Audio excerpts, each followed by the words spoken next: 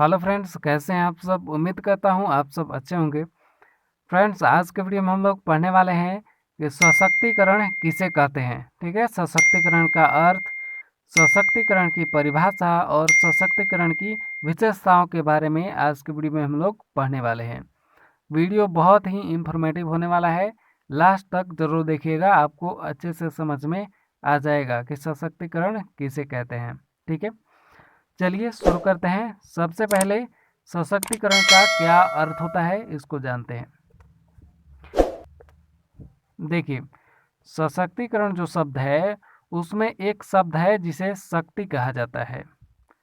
सशक्तिकरण जो है शक्ति और करण से मिलकर के बना हुआ है, जिसमें शक्ति भी सम्मिलित है। ठीक है, जिससे यह स्पष्ट होता है कि सशक्तिकरण का संबंध शक्ति से है और शक्ति के संतुलन में परिवर्तन होता है।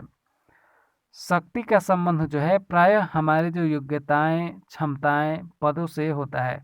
मतलब जो इसमें शक्ति जो शब्द है उसका मतलब ये नहीं है कि कोई जो है अदृश्य शक्ति हो या कोई स्पेशल शक्ति हो, ऐसा नहीं है। उस शक्ति का मतलब है कि हमारी जो योग्यताएं हैं, ठीक है, हमारे जो क्षमताएं हैं, हमारे अंदर जो क्षमताएं हैं, ठीक है, और पद जो हैं, यानी कि हमारी जो क्षमताएं हैं उस शक्ति से इस शक्ति का मतलब है। ठीक है, इस शक्ति का मतलब क्या है कि हमारी जो क्षमताएं हैं, ठीक है, हमारी क्षमताओं से मतलब है, हमारी योग्यताओं से मतलब है। ये नहीं कि कोई अदृश्य शक्ति वगैरह है, ऐसा नहीं है। जिससे हम लोगों को इस प्रकार प्रभावित करते हैं कि वे हमारे निर्णय को अपना लेते हैं, चाहे वे उससे सहमत हो या न हो। मतलब कि हमारे अंदर इतनी जो है, लोगों के अंदर इतनी क्षमता पैदा करना, इतनी योग्यता पैदा करना कि लोग जो है अपने आप को मतलब कि योग्य समझें। ठीक है, अपने आप को सहमत समझें, अपने आप को जो है मतलब कि क्या कहें उसको, योग्य योग्य समझें कि वो लोगों को जो है समझा सकें, लोगों को अपनी बात मनवा सकें। ठीक है, या खुद अपना निर्णय ले सकें, उसको सशक्तिकरण कहते हैं। मतलब कि शक्ति को उत्पन्न करना।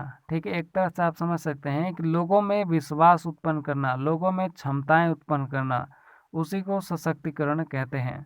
जिससे वो लोग जो है अपना निर्णय खुद ले सकें, ठीक है, अपने फैसले खुद कर सकें, अपना कदम खुद उठा सकें। ठीक है, प्रत्येक समाज में शक्तियाँ और शक्तिहीन समूह होते हैं। यानी जो है प्रत्येक समाज में एक शक्तिशाली और से एक शक्तिहीन समूह होते हैं। समूहों और व्यक्तियों के बीच सामाजिक, आर्थिक और राजनीतिक संबंधों में शक्ति का उपयोग किया जाता है। शक्ति मतलब आप समझ रहे हैं, वो शक्ति नहीं, ये योग्यता वाला शक्ति, ठीक है, क्षमता वाला शक्ति। शक्ति अक्सर संसाधनों और धारणाओं पर नियंत्रण को संदर्भित करता है। जिन संसाधनों को अक्सर शक्ति द्वारा नियंत्रित किया जाता है वे इस प्रकार हैं। जैसे अपनी क्षमताओं द्वारा नियंत्रित किया जाता है, जैसे भौतिक संसाधन हो गए, मानव संसाधन हो गए, जो बौद्धिक संसाधन हो गए। ठीक है, बौद्धिक संसाधन का मतलब है कि मनुष्य। ठीक है, जैसे नेता मंत्री लोग क्या है, लोगों को कंट्रोल करते हैं। ठीक है, तो बौद्धिक संसाधन हो गया माइंड से। इसके बाद हो गया आर्थिक संसाधन। तो इन सभी संसाधनों को लोग अपनी शक्तियों द्वारा जो है नियंत्रित करते हैं। ठीक है, और वो शक्तियाँ क्या है, उनकी योग्यताएं हैं, उनकी क्षमता है। ठीक है, संक्षेप में अगर बात करें तो सशक्तिकरण एक ऐसी प्रक्रिया है जिसमें संसाधनहीन, कमजोर, पिछड़े व्यक्ति, समूह, समुदाय इतने सक्षम हो जाते हैं, उन्हें इतना सक्षम बनाना होता है कि वे अपने जीवन के निर्णय स्वयं ले सकें, संसाधनों को नियंत्रित कर सकें एवं बेहतर जीवन स्तर जीते हुए विकास की मुख्य धारा में शामिल हो सकें। जैसे आपने सुना होगा कि महिला सशक्तिकरण, तो महिला सशक्तिकरण होता क्या है कि महिलाओं में इतनी क्षमता उत्पन्न करना कि वे अपने निर्णय खुद ले सकें।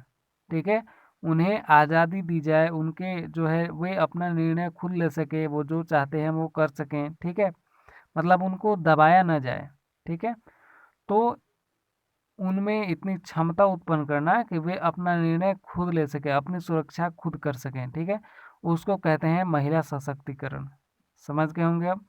देखिए, ऑक्सफोर्ड डिक्शनरी के अनुसार क्या है कि सशक्तिकरण का अर्थ होता है किसी व्यक्ति को कार्य करने की सत्ता प्रदान या शक्ति देना, कार्य करने की सत्ता पर जो है सत्ता प्रदान करना या शक्ति देना, ठीक है। उसमें ऐसी योग्यताओं और क्षमताओं का निर्माण करना होगा कि व्यक्ति कोई भी कार्य करने में समर्थ हो सके, मतलब इतनी क्षमता उत्पन्न करना कि कोई भी कार्य आसानी से वो कर सके, ठीक है। उसको सशक्तिकरण कहते हैं। सशक्तिकरण एक ऐसी प्रक्रिया है जो एक बार प्राप्त हो जाने के बाद अपने आप में संयुक्त और संप्रेषित होती रहती है, मतलब अपने आप में जो है अपडेट होती रहती है, मतलब कि जहाँ पर क्या काम करना है उसके अनुसार जो है आपकी योग्यता बनती रहती है, आपकी क्षमता जो है बढ़ती रहती है। सशक्तिकरण एक व्यक्ति के जीवन और उन परिस्थितियों पर नियंत्रण प्रदान करता है जिनमें वह है। सशक्तिकरण की परिभाषा क्या होती है? देखिए, बहुत सारे विद्वानों ने ही परिभाषा दी है, उनके बारे में भी हम लोग जानते हैं।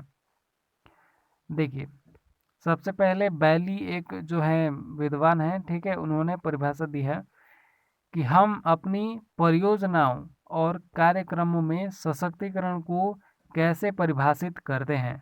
यह पूरी तरह से उनमें सहभागी लोगों तथा परिदृश्य पर निर्भर करता है, मतलब किस तरह के लोग हैं। जैसे एक एरिया है, एक क्षेत्र हो गया, उस क्षेत्र में किस क्षमता वाले लोग रहते हैं, ठीक है, और किस तरह के लोग रहते हैं, उनकी योग्यताएं क्या हैं, इस सब को देखते हुए सशक्तिकरण को परिभाषित किया जा सकता है, ठीक है। मतलब कि हर जगह सशक्तिकरण की परिभाषा अलग अलग हो जाएगी इस तरह से, ठीक है, क्योंकि हर शहर की क्षमता अलग है, हर शहर में जो है योग्यताएं अलग हैं, हर शहर की जो है प्रकृति अलग है, ठीक है। तो इस तरह से जो है सशक्तिकरण की परिभाषा भी थोड़ी मतलब अलग अलग हो सकती है। एक और है राफ्ट, उन्होंने क्या कहा कि सशक्तिकरण एक ऐसी प्रक्रिया है जिनके द्वारा संसाधनहीन या कमजोर वर्ग अपनी वर्तमान करुण स्थिति से ऊपर उठकर समान अधिकार, संसाधन और शक्ति प्राप्त करता है। जैसे कि सशक्तिकरण वह प्रक्रिया है जिसमें कोई हाई लेवल का आदमी अगर है तो उसके बराबर भी जो कमज़ोर वर्ग है वो उसके बराबर आकर के समान शक्ति प्राप्त करता है, मतलब कि उसके बराबर शक्ति प्रदान करता है, उसके बराबर संसाधन प्राप्त करता है, तो उसको सशक्तिकरण कहते हैं, ठीक है। सशक्तिकरण की प्रक्रिया में क्या होता है, कोई कमज़ोर वर्ग है वो धीरे धीरे उसके अंदर क्षमता उत्पन्न होने लगता है ताकि वो जो है पर्याप्त संसाधन प्राप्त कर सके, पर्याप्त अधिकार प्राप्त कर सके, ठीक है, पर्याप्त शक्ति प्राप्त कर सके। अब अगले विद्वान हैं उनके अनुसार जान लेते हैं, ठीक है। उनका नाम है कॉयल। क्या नाम है? कॉयल।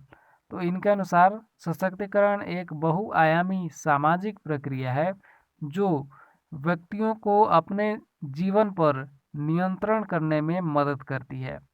यह शक्ति के हस्तांतरण की एक ऐसी प्रक्रिया है जिसके माध्यम से व्यक्ति समुदाय के, समाज के महत्वपूर्ण मुद्दों में शक्ति का उपयोग करने में सक्षम होता है, मतलब अपनी योग्यताओं को जहाँ पर आप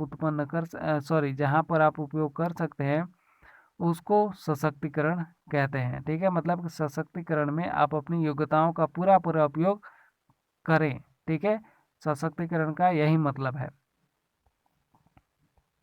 अब सशक्तिकरण की विशेषताएं क्या होती हैं? देखिए, सशक्तिकरण की बहुत सारी विशेषताएं हैं, एक एक करके हम लोग जानते हैं। सबसे पहली विशेषता है कि सशक्तिकरण एक बहुआयामी प्रक्रिया है। कैसे है जानते हैं। देखिए, सशक्तिकरण को अक्सर आर्थिक शक्ति के रूप में समझा जाता है, लेकिन सशक्तिकरण में केवल आर्थिक सशक्तिकरण ही नहीं है बल्कि कई आयाम शामिल हैं, जैसे आर्थिक, राजनीतिक, सामाजिक, मनोवैज्ञानिक, सांस्कृतिक आदि आयामों के साथ मजबूती भी दिखाई देती है।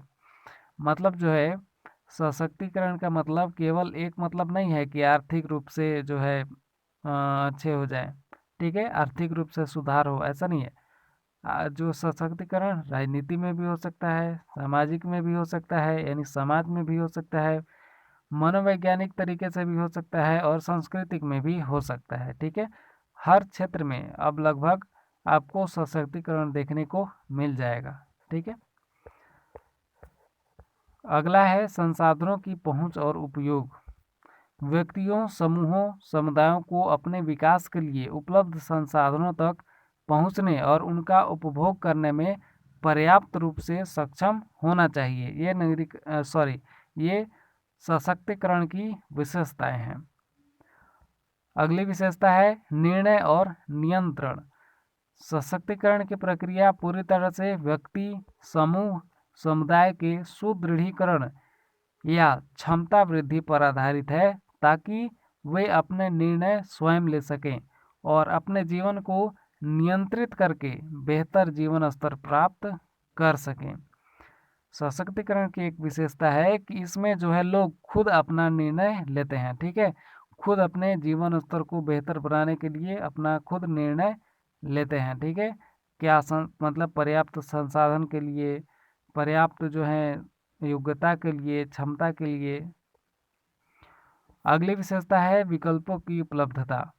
सशक्तिकरण की विशेषताओं में से एक यह है कि व्यक्ति, समूह, समुदाय के विकास या किसी समस्या को हल करने के लिए कई विकल्प उपलब्ध हैं और व्यक्ति, समूह, समुदाय प्रत्येक विकल्प का मूल्यांकन करने और सर्वश्रेष्ठ चुनने में सक्षम हो पाता है।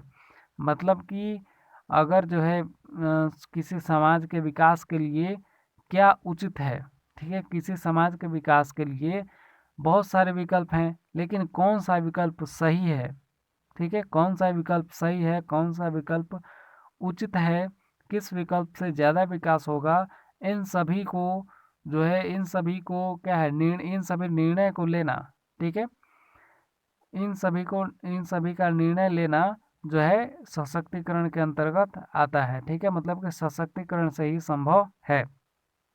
कोई नॉर्मल आदमी जो है इतना बड़ा फैसला नहीं ले सकता। सशक्तिकरण से होता क्या है कि उसकी क्षमताएं बढ़ जाती हैं। ठीक है, मतलब कि लोग ज़्यादा सोचने लगते हैं, लोग जो है ज़्यादा बड़ा बड़ा निर्णय ले सकते हैं। तो इस तरह से सशक्तिकरण की ये विशेषताएं हैं। अगली विशेषता है समालोचनात्मक बौद्धिक क्षमता का विकास। समालोचनात्मक क्षमता जो है बौद्धिक क्षमता का विकास का मतलब क्या हो जाएगा, देखिए। सशक्तिकरण व्यक्ति, समूह, समुदाय में समालोचनात्मक सोच विकसित करता है।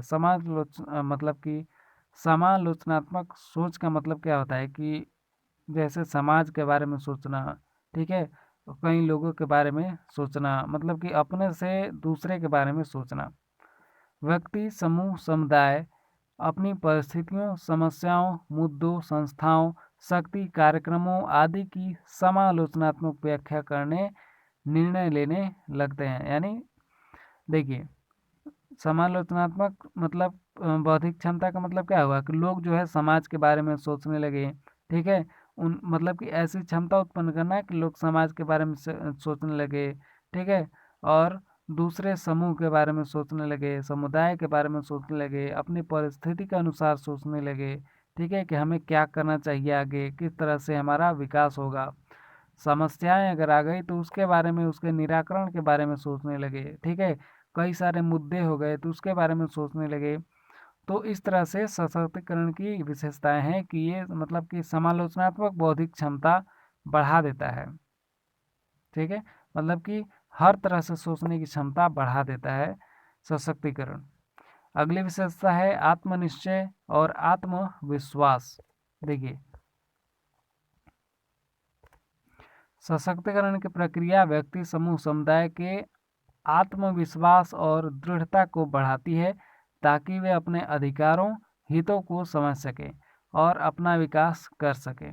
ठीक है, मतलब कि सशक्तिकरण आत्मविश्वास उत्पन्न कर देता है। अगली विशेषता क्या है, व्यक्तियों, समूहों और समुदाय में सकारात्मक परिवर्तन। सशक्तिकरण व्यक्ति, समूह, समुदाय को अपने लिए एक बेहतर जीवन स्थापित करने में सक्षम बना देता है। मैंने पहले ही बताया है कि सशक्तिकरण क्या करता है कि लोगों के अंदर जीवन जीने की क्षमता उत्पन्न करता है। ठीक है, अपने अधिकारों के लिए लड़ना, अपनी योग्यता के लिए लड़ना। ठीक है, मतलब कि लड़ना का मतलब है कि जो है सक्षम होना। ठीक है, तो इस प्रक्रिया में अक्सर व्यक्ति, समूह और समुदाय में सकारात्मक बदलाव आते हैं जो पूरे समाज और देश के लिए फायदेमंद होता है। सशक्तिकरण के कारण क्या होता है कि लोग सक्षम होते हैं। ठीक है, अपने समुदाय के लिए, अपने समाज के लिए, अपने देश के लिए। ठीक है, तो इस तरह से सकारात्मक बदलाव आता है। अगली विशेषता है अधिकारों में विश्वास। देखिए,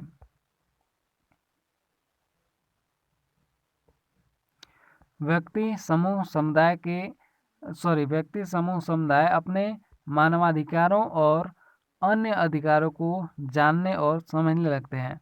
उसमें उनका विश्वास दृढ़ रहता है और उन्हें प्राप्त करने का प्रयास करता है। अब जैसे मानव को अधिकार जो है, अपने अधिकारों के बारे में तो पता है, लेकिन उसको प्राप्त करने के लिए उनके पास क्षमताएं नहीं है।